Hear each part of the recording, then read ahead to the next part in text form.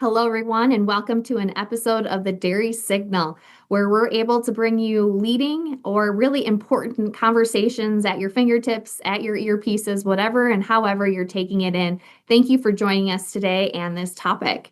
I want to encourage those that are listening live to definitely dial in, ask your questions. You are meeting with, once again, another renowned industry expert and just a guy that has a lot of experiences, both on the number side, but also the consulting side. So definitely lean into today's discussion.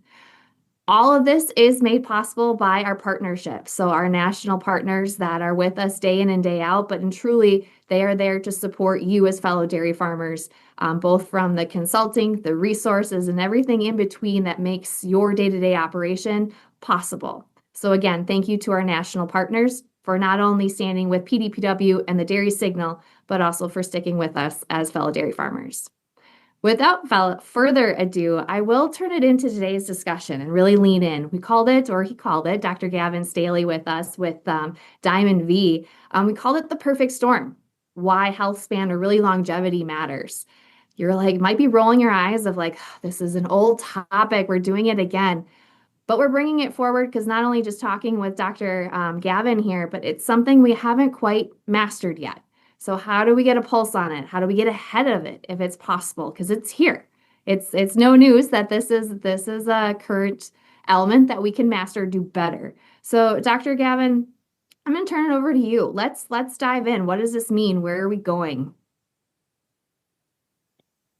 Thank you, Cassie, and good afternoon, everyone. Pleasure to be here. I'm excited to talk about this topic. It's been something that's been building up, but it's here. So I've called it the perfect storm and why health span matters. And many of you will remember back in 1991, the Andrea Gale went down in a storm off New England, and a book was written about that, and a movie was made about it. It was an unusual storm, the storm of the century, in that you had a northeaster combined with a cold front combined with Hurricane Nancy to create some very unusual and powerful factors. And I believe we're sitting right in a perfect storm in the dairy world right now, something that has been brewing for some time and which might unfortunately become the new normal for a while. Unlike the northeaster of Nancy, the Nancy Gale northeaster, that one moved on. This one might not that quickly. So what's been going on? A couple of things and big things, tectonic plate moves that have gone on for a long time. The US national beef herd has been decreasing for 65 years. Can you believe it? Slowly but relentlessly declining. That's created a demand for beef cross calves, which have come out of the dairy. I call them quasi-cow-calf operations. This has led to unprecedented use of beef on dairy and sex semen. I think you can hardly find conventional semen out there anymore. And many dairies have more beef semen going in than dairy semen. This is unusual, of course. Our heifer inventory is also at the lowest in 48 years. Could you believe it? The year I graduated from high school. 2.5 million to calve in 2026, according to the USDA. And guess what? The denominator got bigger. The US dairy herd is 9.6 or 9.5, whatever you want to read it. It's a moving target, but it's up there. And that's the highest in 31 years. So these are big numbers. This is truly a perfect storm. But what does this all mean for us? This is what it means. Dairies are looking at a culling rate of about 26%. And that is 12% lower than the national average 5 years ago. I'm going to flesh this out why I think this is really, really important. It means, folks, we're going to have 12% more older cows. And this isn't just 3, 4, 5s, and 6s. It has to be 7 and 8s. It has to be, if you just understand how the lactation parity tree works, it has to be older cows. These are higher maintenance cows. These are TLC cows. Some of them are assisted living frail care cows, if you like. These are not cows that probably should be there. Certainly we're going to have a longer lifespan, but I want to make this point. A low culling rate, low replacement rate is earned. You can't just turn the switch and you're there. Mm-hmm. This has been going on for a while. If you look at it, this goes back 22. I was looking at some dairy comp. The green is heifers and the blue is milking cows. You can just see how that just tanking down. In 23, they said, oh, our dairy heifer supply shrink, and now this thing has finally exploded on us, and it's real. These are 3 herds I just happened to look at last week, and I want you to look at a few things. So this is by parity. So do you notice lactation 1, 26, lactation 1, 30, lactation 1, 27. These are very low numbers. A few years ago, it would be 38, 40, 42. But notice 2, which is even more disturbing, similar or lower than lactation 2. Okay? So just think through this for a second. What happens next year? And what happens the year after? You see, everything comes from the bottom. You can't just slot in lactation 2, 3s, and 4s to make up the numbers. And this is real. So this is happening. Even yesterday, I had an email from a nutritionist who said, you know what, we're sitting at 28. I think we're too low. Absolutely, we're too low. This is what you see if you look at parities by production. So there's lactation 1, blue is 2. They're the really cream of the crop, 3, 4, 5. And then 5 and 6 over here, actually, the green and the yellow. You notice they start coming down. Okay, 5 and 6, they come down. You find very, very few 7 and 8s. Very few, and they often really tanking. They deserve to go. So just keep that in the back of your mind. So we went, if we think back historically, when sex semen first came out, way too many heifers. So we had a lot of animals, lactation 1. We had what I call a pyramid or a Chinese hat, very flat, 2.1s average lactations. And then gradually we've moved across more to something like a Christmas tree with a lower base, maybe 35, 40. And very importantly, we have these 5 and 6s showing up. They are critical, these animals, because if you don't have them, you collapse back to a pyramid. They allow you to have a narrow base. They allow you to have a lower replacement rate and a lower culling rate. Very, very important animals. Okay, so just remember that as we go forward. But now what's happened? Okay, so if we work in, I just scribbled this the other day, as you can see. If we're looking at a 25% replacement rate, instead of 26, I made 25 just to make it simple. Here's our little tree. And in a normal sort of situation, the L1s, culling and replacement rate will all be the same number unless you intentionally making one different, right? If you're expanding or you're culling heavily, but let's assume that. So let's just do the maths. If you just go down sequentially, year by year, if we keep putting in 25 at the bottom, and this is the important thing. Right now, we're looking at 25. Next year, probably 25. And unless we do something, we're going to have another year of it too, probably, which means in 3 years, we're going to really have made this tree really very skinny. What's this mean? This means that we're going to need 18% lactation 7 plus. 18%. This is just maths. So I feel like I'm a bit of a doomsayer, but I feel like I should be on the cock crowing from the roof to warn us, because this is truly coming. This isn't speculation, it's real. Folks, this is barely achievable to get 7s and 8s, let alone the numbers we need. I predict dairies are going to simply run out of cows if we carry on. On the way there, I thought about this the other day and made a list. And again, I apologize for sounding so negative, but I want to really warn anybody who's listening. This is what will happen if we carry on. What will we see as we progress along the line? I predict herd bulk somatic cells are going to go up because we have more older cows, which have higher ones. We'll have more repeat mastitis cases, more cows in the hospital, more transition disease, both clinical and subclinical, because who gets subclinical and clinical transition disease? Mainly older cows. It's going to be more important to detect and treat these animals. So we're going to have to spend labor time on identifying these animals. We will have lower reproductive efficiency because older cows struggle with conception rate and expressing heat detection. And we're going to have to expand the use of sex semen into the lactating herd. Now, currently, Sex semen is mainly used in heifers and a little bit in L1s, and then the rest of the herd gets beef semen. But if you think about it, if you have a very small pool of heifers, you're not going to be able to make enough heifer replacements just from the L0s. You're going to have to expand it, which if you're already having some hassles with getting reproduction going, might be difficult. So then, Dr. Gavin, if I may interject, yes, and maybe it's just where my brain is going right now. Could you argue that sustainability or better genetics could theoretically offset it? Not necessarily numbers, but if the animal is more sustainable, she's taking less feed in, giving more output, she's breeding back better, she's a higher genetic component, that perfect cow, if you will. Do you need as many cows if one can be as efficient as what 3 used to be? Or does that argument not stand up in this scenario? Yeah, commercially it doesn't stand up because if you look at across the nation, overcrowding is like standard. It's milk shipped. So if a dairyman then says, well, I'm going to cut back my number of cows because I think I can get the same amount of milk with 3 less cows, I just don't see it happening.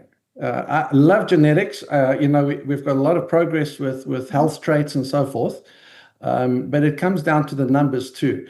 And I don't think you can make up the difference, Cassie, between like a good cow and a superior cow to the point of like a 3-to-1. I just don't see that happening. Okay.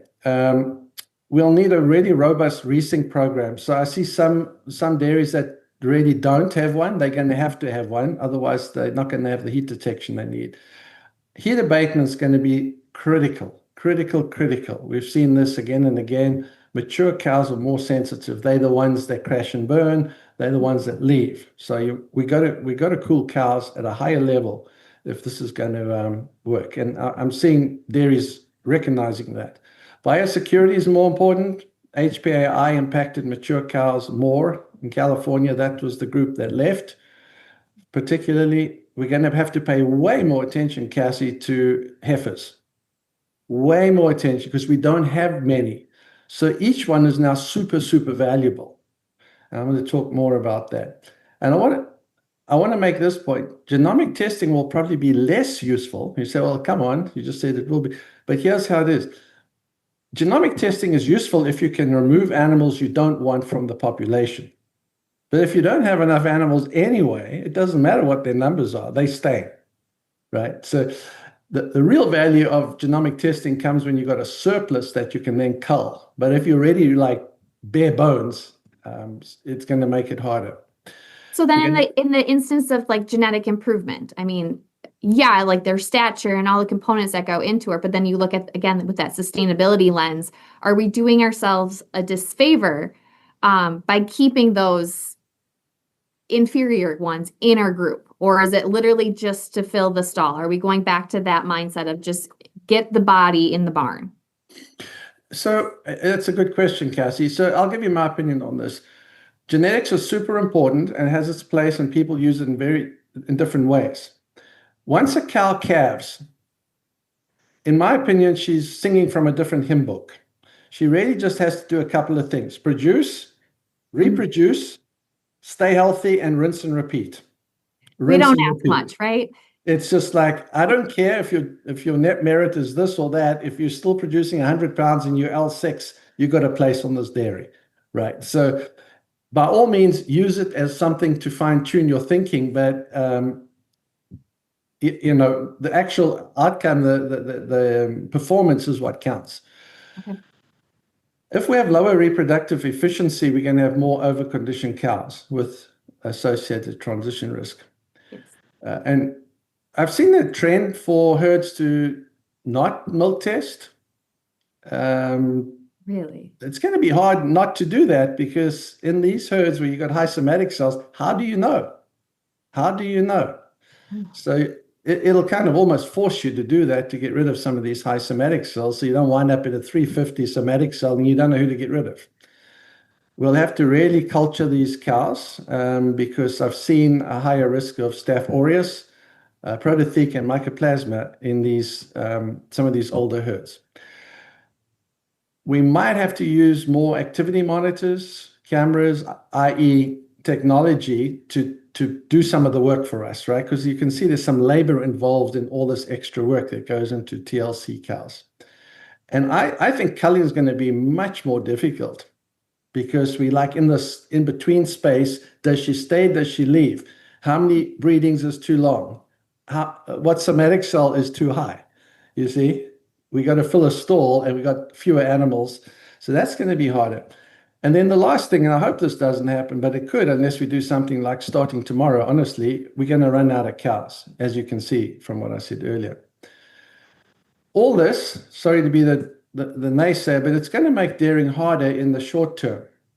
And we need to change a few things because I'll say it again, a low cull rate, low replacement rate, it's earned.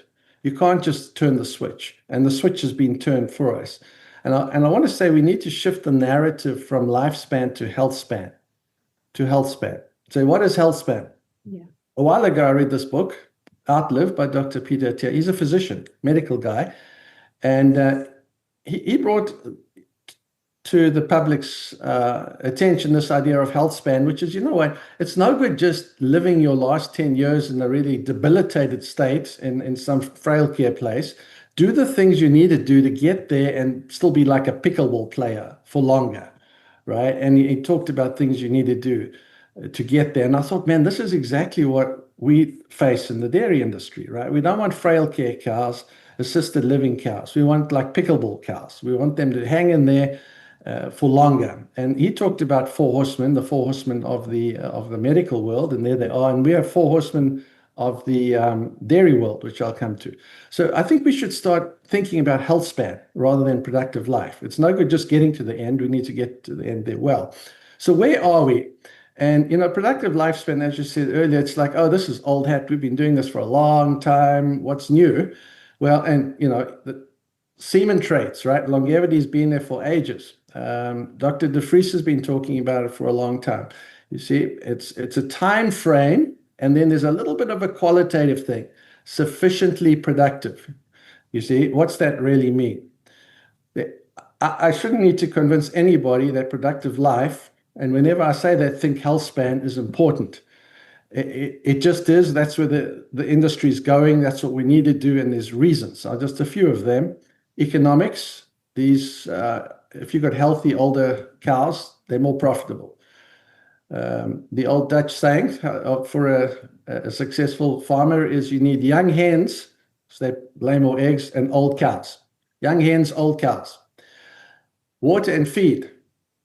We have issues with water, right? So that becomes a forage issue. So who do you allocate the feed to?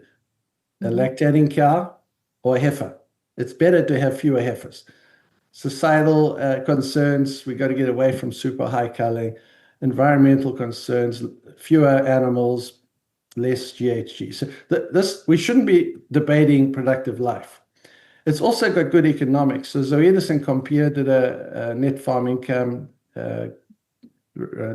research a while back. And if you look through all the things they showed as being positively associated with net farm income or negative, i.e. reduce these things, a bunch of them, 7 of them actually were linked to productive life. So it makes sense. And in many ways, what we're trying to do is we're trying to dilute the third highest cost, which is labor, which is heifer costs, by diluting the number of young stock, because they only break even in the lactation 2. That doesn't mean you keep all lactation 1s till they're broken even, not at all. If they need to go, they go. But you want to have play the odds in your favor, fewer if you can. This is don't get confused by this, Cassie. It's a table Albert De Vries put together, which is actually quite useful, shows some of the key factors. So as we go from the left to the right, high culling across, and there's the average number of lactations, 2, 3, 4, 5. And in his model, he showed that the best spot was somewhere around here, 20% culling, with quite a few assumptions, but forget whether you agree with that or not. This shows the key players. So the blue is the heifers. If you have a young herd, you can't sell these heifers or beef cross, right? That's a cost. And what's happened is exactly that. Guys have sold beef crosses, and so they've moved away from this area. The pink is aged cow costs. This is the sort of the sick, lame, and lazy cows we're talking about, and that gets worse as you have older cows. Okay, heifer raising and heifer maturity, they are obviously a cost in young herds. But these are the things we're talking about. The light blue, that's got us in our predicament, and now we're dealing with the purple. Light blue and then purple. So let's look across the geography around the world. Here we are. This is in years. So it's like 2.7 years, which is about 2.3 average lactations. Okay, and then we get to the Netherlands and UK. They're up here. And then, of course, pasture-based is over here. They're a different category completely. But these are still somewhat confined animals, and they're high. Okay, now, what was interesting, yesterday I read this article, just came out, February 2026, extending cow lifespan in Dutch dairy farming and characteristics, etc., etc. What was interesting, those herds there, these ones here that I'm talking about, had a couple of characteristics. Fewer cows, lower producing cows. The farmer said he spent more time in the barn with his cows, and those farms tended to use pasture more. So I thought about that. And I thought, you know what? That isn't going to work in any confinement dairy in the US, right? More time with your cows, lower producing cows, because now they are sevens, eights, and whatever. And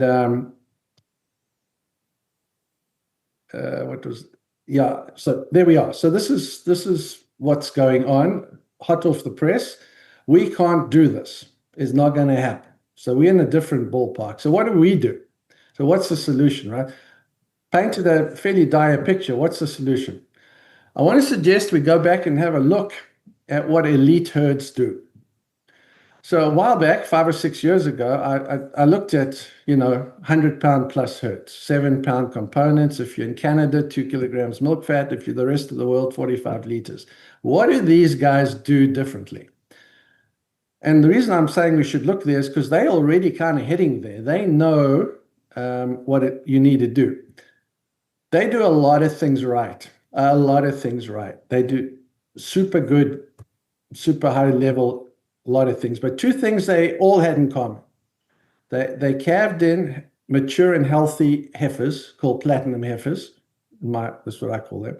And secondly, they create and retain healthy, mature cows, what I call golden girls. Retain them. See that right there? These are the herds that can run 30 to 32% cull rates and still get 100 pounds. So they're already there. But even them, even these herds are going to struggle. They will not get down to 25, in my opinion. You see? So this thing, there's a sweet spot we got to find. But okay, let's have a look at this as part of our solution. So we look at the heifers. And again, before we leave there, a low culling rate is earned. Cannot say that enough. A low cull rate should be the outcome, not the destination. Outcome, you do all these things right, these cows bubble to the top, and they stay there. They just happen to get there because you do all the other things right. Okay, so I want to talk about platinum heifers and golden girls. I believe, Cassie, we got to address this heifer inventory thing today. This pendulum has gone way too far. We're going to be in a world of hurt in the next 2 to 3 years. We need to start biting the bullet. Those black calves that are worth $1,200. Sorry, that's going to be a black and white or brown cow. We got to start building up these heifer inventories, or the future that's predicted will happen. So we've got to start that right now. So how many heifers do you actually need? So the formula is quite straightforward. Here it is, twice the herd size multiplied by the turnover rate, age at first calving, and non-completion rate. I want to especially look at this one, turnover rate. I believe every dairy has a sweet spot culling rate, turnover rate. It's different for every dairy, facilities, management, free stalls, you name it, it's different. You can't just say, oh, we're going to be this or that. What is your earned culling rate? And that's what we got to find out, best input from your consultants, and then stick with it. If you're 40 or 45, you're 40 or 45. You got to go with that, because if you drift off that, you're going to be in a world of trouble. So that's the first thing we got to figure out with this is this culling rate. And then the second piece is So that the first deal here tells you how many you need, but then you also got to say, hey, we've got to keep these animals. We've got to keep these animals. It's non-completion rate. They get an ear tag and they don't show up at calving. That's the percentage. Now, it's kind of high. It's 18 to 20% normally, and you can calculate it. There's a way of doing it in Dairy Comp. Sorry, PC Dot guys and the rest, but I'm sure you have a way of doing it. And you can just get a rough idea of how many leave, and then you know what the denominator is, and you can calculate, but it's high. So we got to really work on dropping it. There's dairies that can get down to 10 or less non-completion rate. It's hard to get less than that, but 20 is no good. We got to move from this Darwin heifers, tongue-in-cheek, survival of the fittest. We got to leave that behind. We've passed that. We can't do it anymore. Excuse me. They're just too valuable to this other old monarch, and no heifer left behind. If we don't do all that right, we'll have not enough heifers, period. So we've got to really, really focus on creating these platinum heifers. And why are they so important? A while back, excuse me for a sec.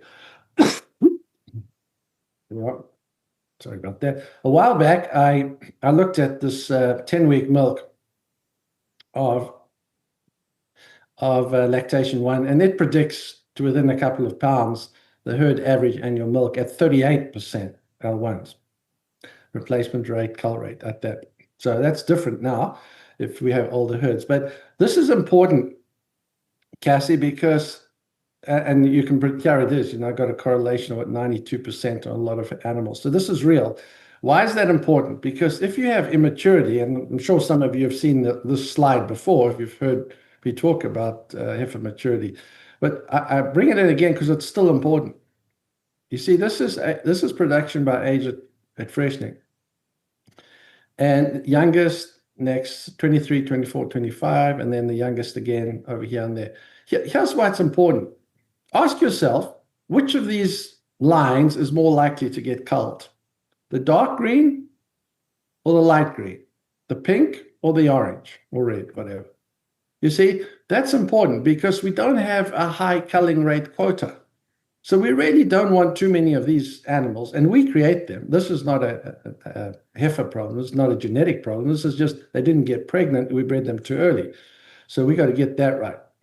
That was by age of freshening. If you look at weight, same thing. Red is the lightest, purple is the highest. This is lactation 1, by the way. Same cows, lactation 2. Again, I ask, who's likely to get culled? Would we rather have a red animal up here, green or purple, or down here? It's just common sense, right? So we got to set these animals up for success because they are super valuable and the impact is huge. As I said earlier, we moved from the sex semen world across to this more of this Christmas tree. And these golden girls sit right at the top and they're super important. Here's an example. There's lactation 1, then 3, 4. I want to point this out. If you look at the projected milk for 1s versus 3s, 4, 5, this was 8,000 pounds. This was exceptional. But it's often 5,000 pounds.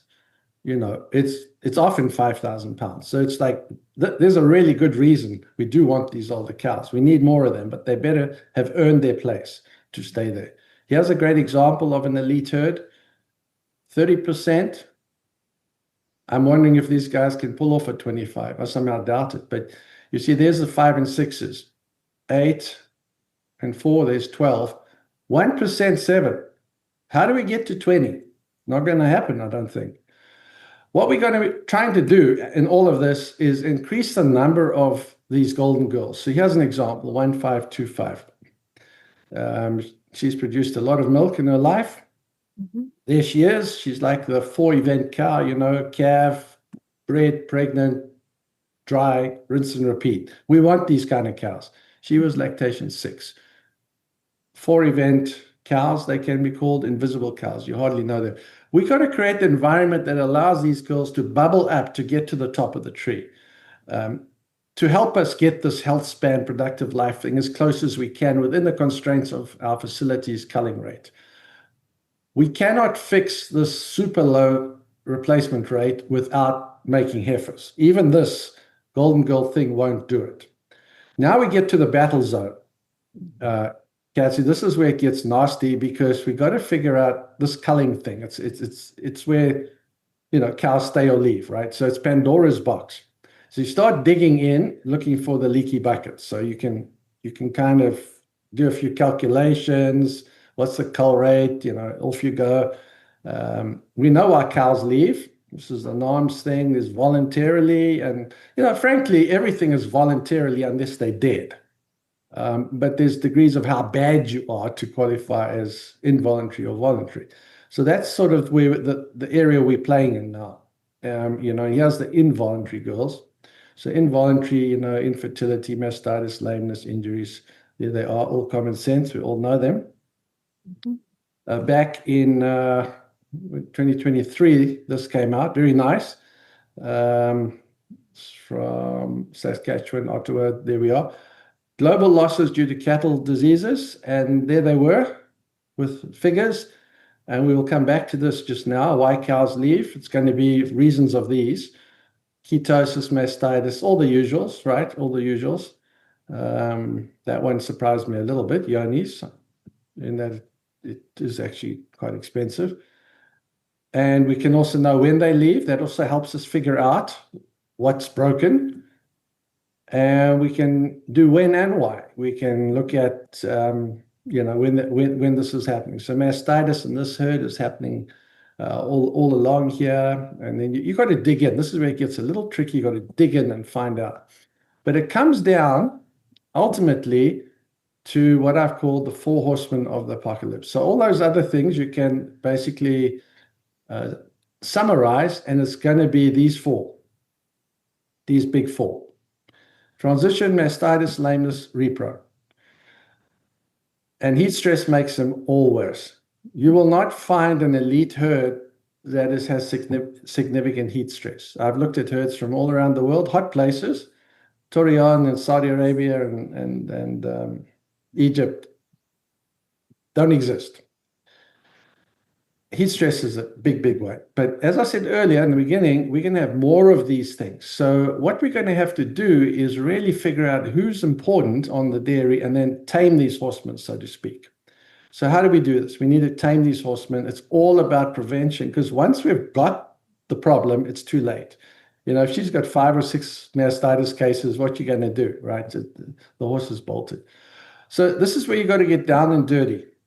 And so that you dig into the breeding protocols, see how robust they are, see what the compliance is, see how quickly, this is longitudinal, see how quickly they can convert animals to pregnancy. There's 50% of the herd pregnant at 82 days. That's good. You have a look at the impact of the heat stress. This dairy's got a real problem. Long and low, and by the way, only 20% preg rate. So this herd is not going to easily cope with this new world at all. Well, they have overconditioned animals and a lot of open cows. I want to also bring up this days in milk delta. It's so crucial. What is days in milk delta? It's the average of the days in milk in blue, and then the top and the bottom. And it's really a reflection of the freshening pattern, right? Exact inverse. And why is that important? Because if you've got these big freshening patterns, you also see this. If you have a stable herd, that is. When the freshenings go up, so do the culls. The cull is this one down here. So do the culls. So if you have these big ups and downs, you tend to lose older cows right here. Because who goes? Older cows. So you really want to dumb that down to like 165 plus or minus 6. Then it doesn't put such pressure on these older cows leaving, because we're trying to keep them, remember. The heat stress is so big, so big. And you can, Dr. Israel Flammenbaum had a very nice thing he's put out. He looks at the percentage of the conception from the bottom over the top.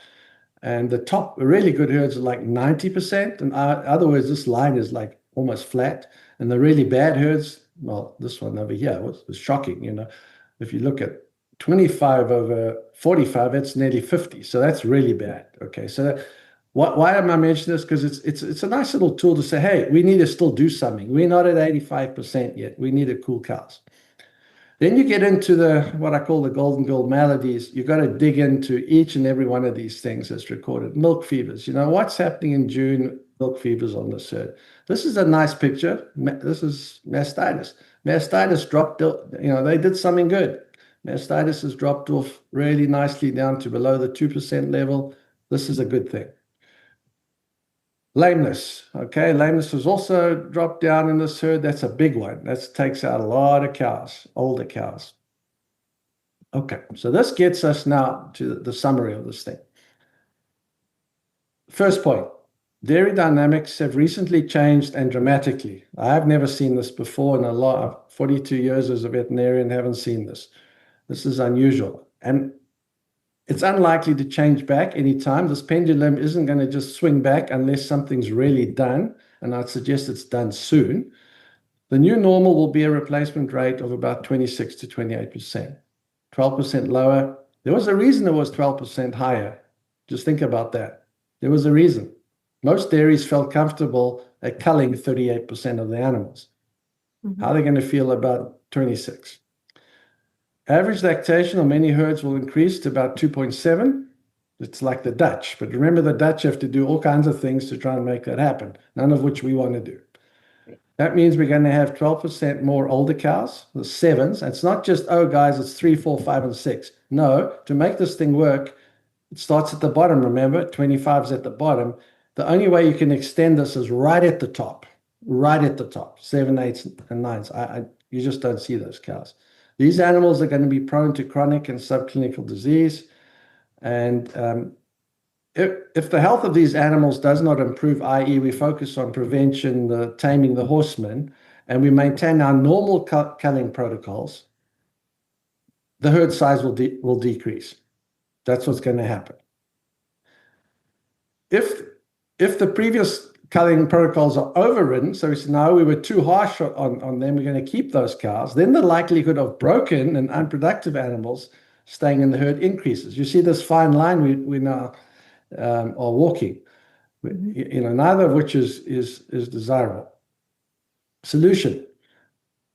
As I said earlier, we have to figure out what is our reasonable culling rate and start like today aiming towards creating those animals. They're still 2 years out, right? And 2 years will do a lot of damage at this cull rate. Then we got to, work on this non-completion rate. We have fewer heifers. We need healthy ones. So no heifer left behind.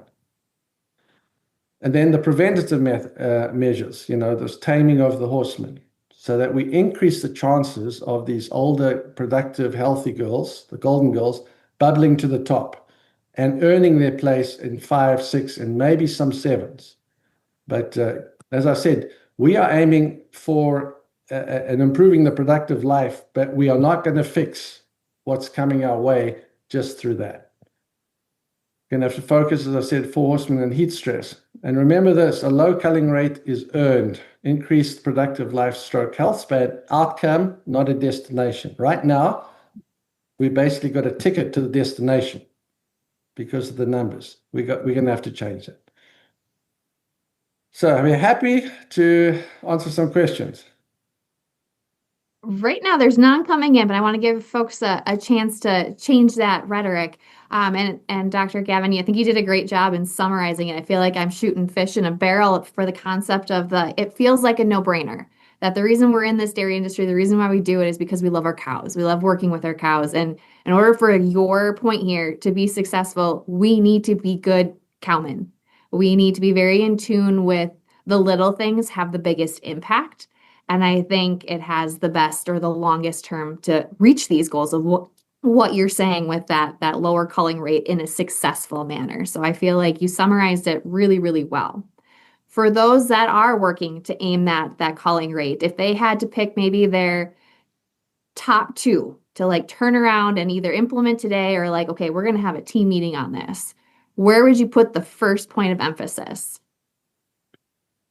Okay, so I would say the first thing you've got to do is have a realistic discussion with people that know your setup well, whoever those consultants are, nutritionist, vet, and say, look, what do you think is reasonable culling rate, i.e. replacement rate for this dairy. Mhm. And if it's 40 or 45, that's what it is. And then have a discussion with the semen folks. This is how many heifers we need, like starting now. Sure.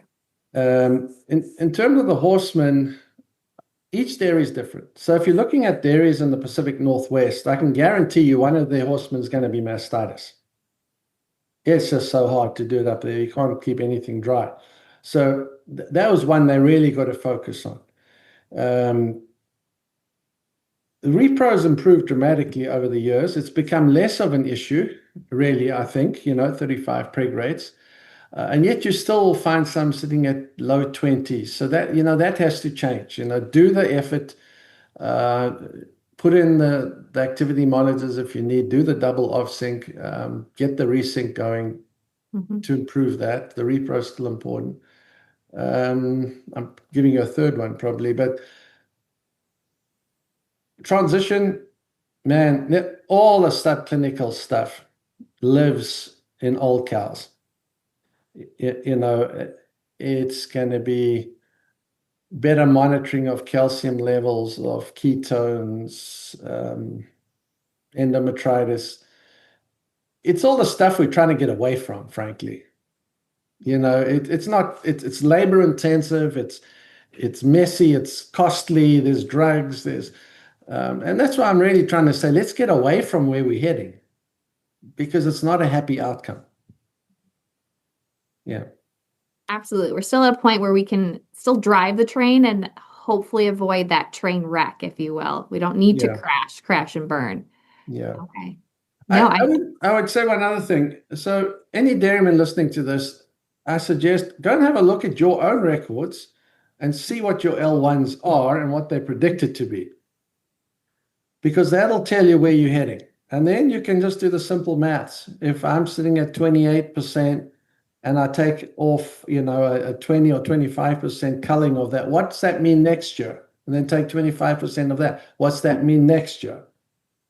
You see, and then you can quickly see how many of these older cows you're going to wind up with and whether you're comfortable with that. Goals. We love our goals, right, Dr. Gavin? Yeah, golden girls, the girls. Yes. Yeah. Yes. Golden girls. Well, thank you. Thank you for this. Thank you for your time today. Again, folks, you had the chance to listen in with Dr. Gavin Staley, the technical service specialist with the Diamond V team. You've known him as a frequent flyer in a good way here on the Dairy Signal, but also an expert across the country. So thank you. Thank you for what you do and continuing to analyze this and bring it forward. So thank you for your time today. Thank you for those that tuned in on the Dairy Signal here. If you have any questions to follow up, don't hesitate. But again, Dr. Gavin is a great resource at your disposal. So thank you, and thank you to your team, who's also been a long-standing partner with professional dairy producers. Thank you, Cassie. I also don't want to say that it's not that we brought you in because you're part of the Diamond V team. We brought you in because you're an expert, and in addition, in a great way, Diamond V is also a wonderful partner. So again, thank you for all you've done, and again, thank you for this time.